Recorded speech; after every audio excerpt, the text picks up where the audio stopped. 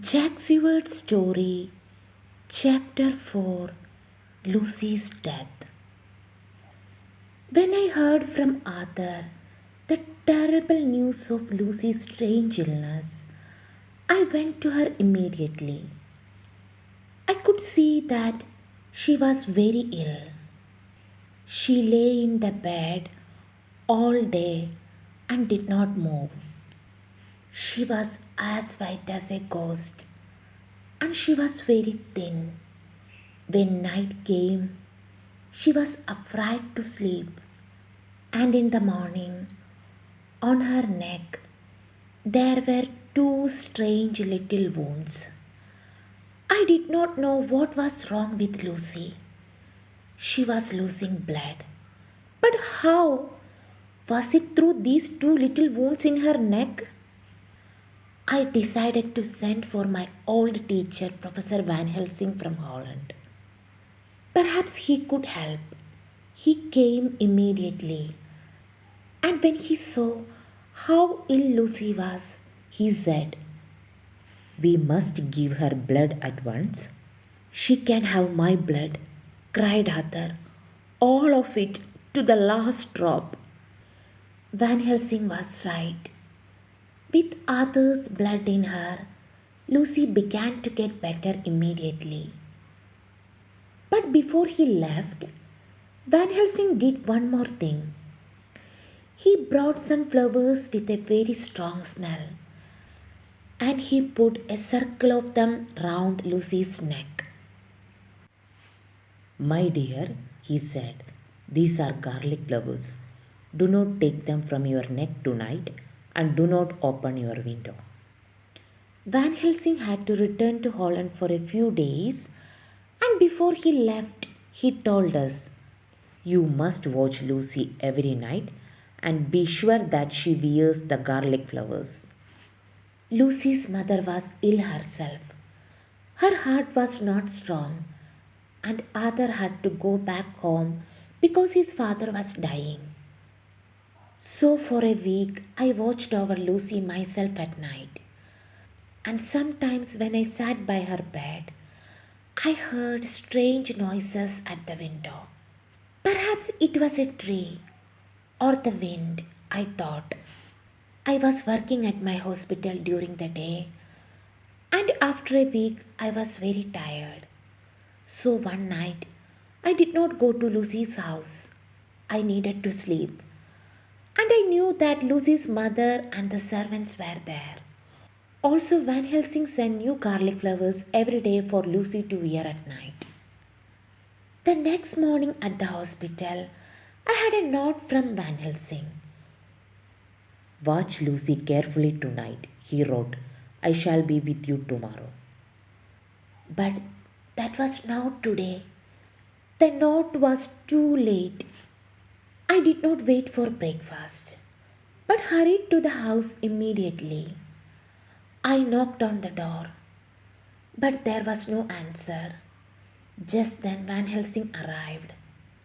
"What happened?" he cried. "Did you not get my note? Quick! Perhaps we are already too late." We knocked again, but there was still no answer. We went round to the back of the house, and Van Helsing broke the kitchen window and we went in. It was dark in the kitchen, but we could see the bodies of the four servants on the floor.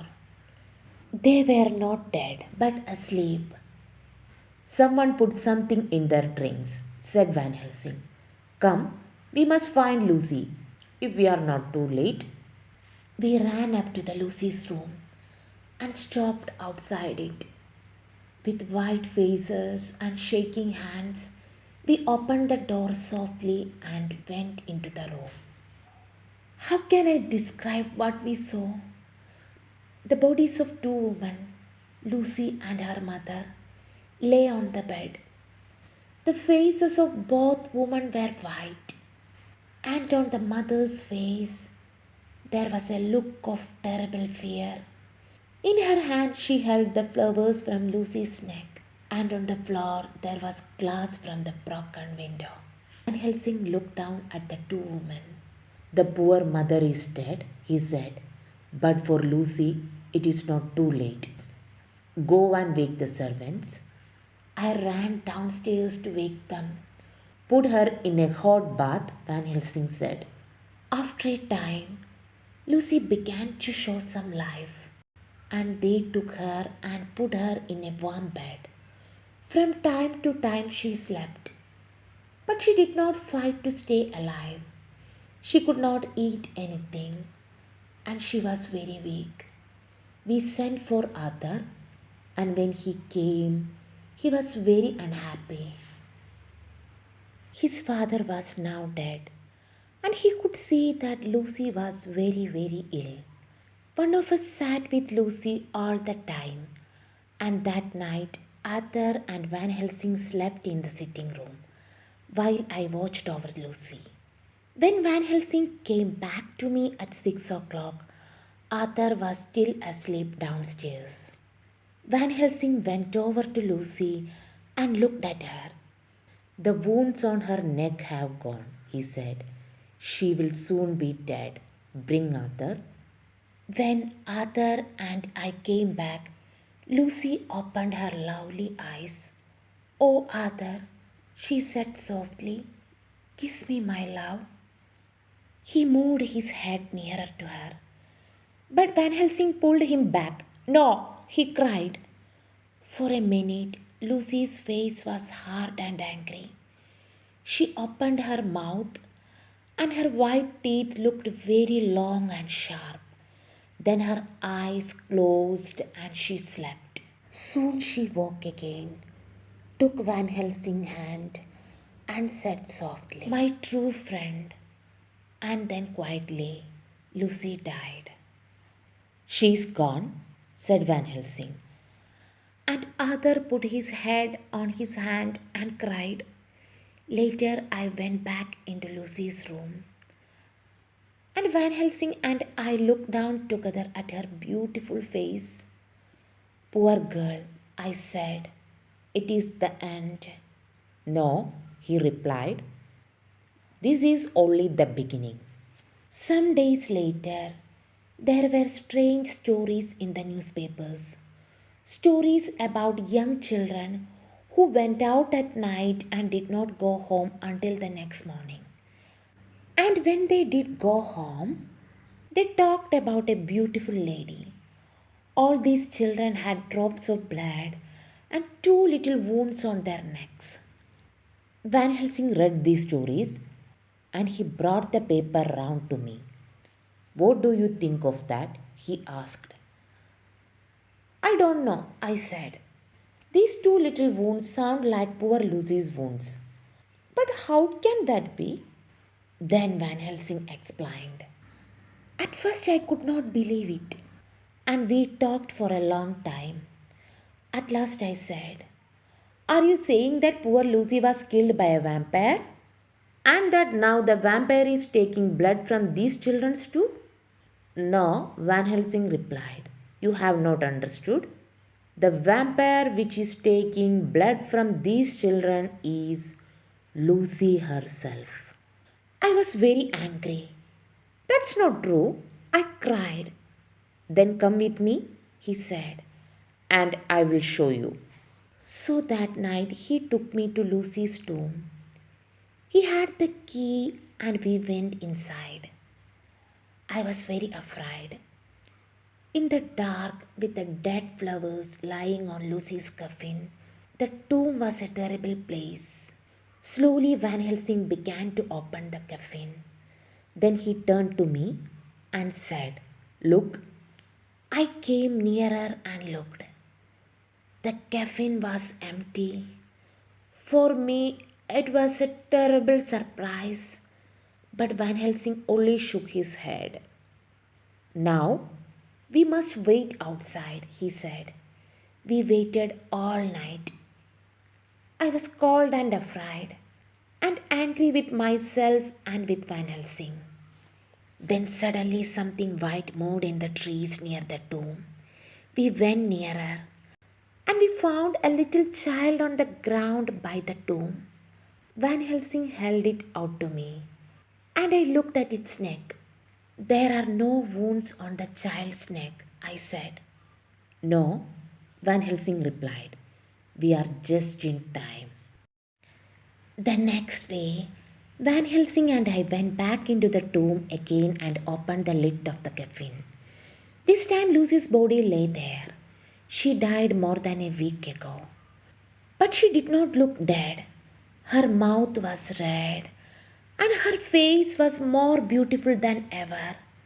Then Van Helsing pulled back her mouth and showed me long, sharp teeth. Now, do you believe me? He said. Lucy is now one of the undead. And with these teeth, she will soon kill one of these poor little children. We must stop her before she does. He stopped for a minute and thought, we must send for Arthur. He too must see and believe this. Arthur was very unhappy and also angry. He could not believe that Lucy was now one of the undead. But in the end, he agreed to come with us to the tomb. It was just before midnight when we got to the churchyard. The night was dark, but now and then a little moonlight came through the clouds. Van Helsing opened the door of the tomb and we all went in. Now, Jack, he said to me, you were with me yesterday afternoon. Was Miss Lucy's body in that coffin then? It was, I replied. Slowly, Van Helsing opened the coffin. Arthur's face was white when he moved nearer. We all looked down. The coffin was empty. For a minute, no one spoke.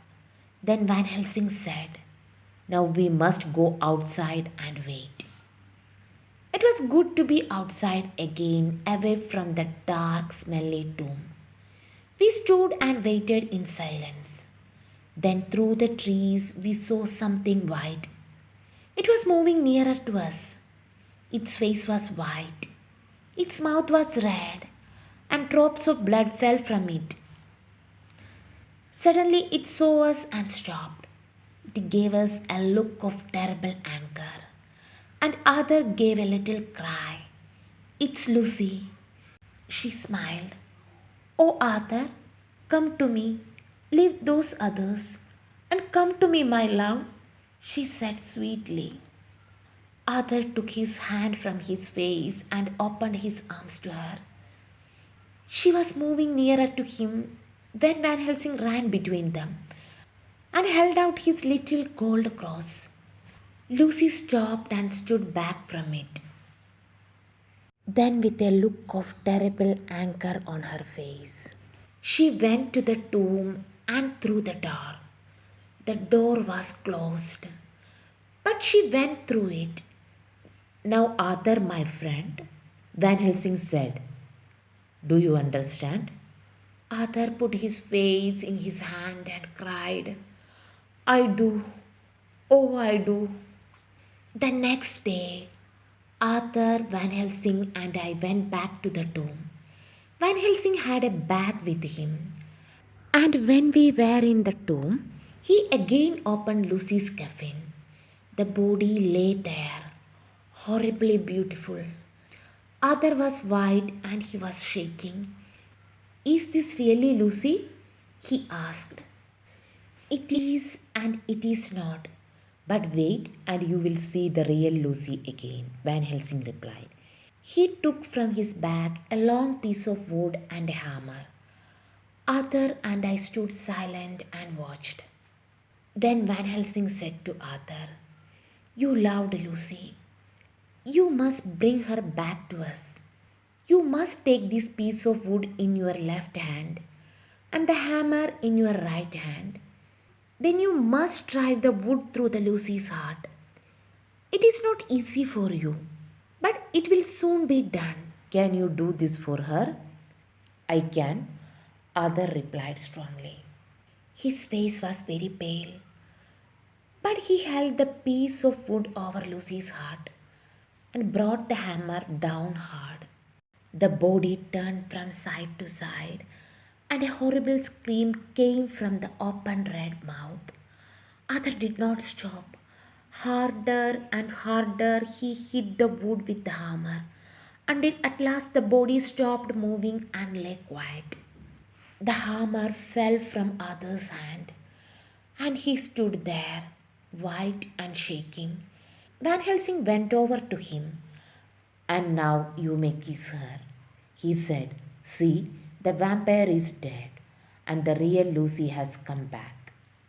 It was true.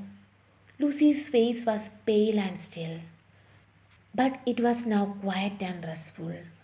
Arthur kissed her softly on the mouth, and then Van Helsing closed the coffin, this time forever.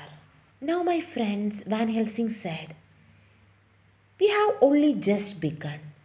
We must find the vampire that killed Miss Lucy. It will be difficult and dangerous. Will you help me?"